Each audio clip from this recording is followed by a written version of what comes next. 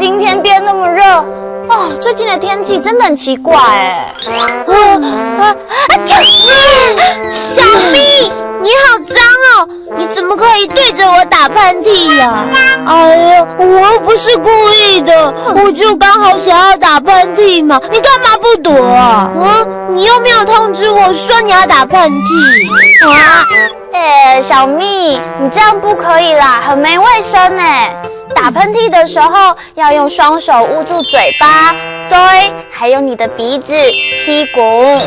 哦，好了，那我知道了。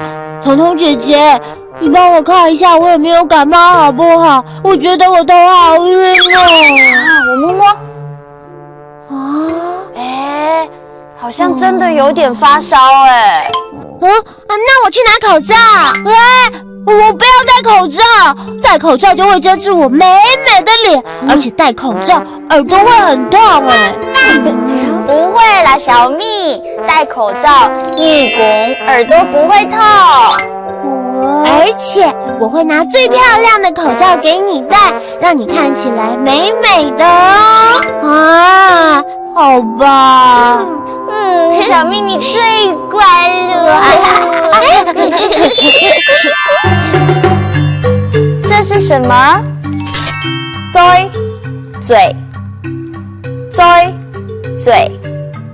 我们用哪里说话呢？我们用嘴巴说话。这是什么？屁股，鼻子，屁股，鼻子。我们用哪里闻味道呢？屁股，我们用鼻子闻味道。这是什么？你拱，耳朵，你拱，耳朵。我们用哪里来听声音呢？你拱，我们用耳朵来听声音。点点很厉害哦。屁股，你拱，3句客家话，小朋友都学起来了吗？哈克乌拉拉，我们下次再见，张磊亮。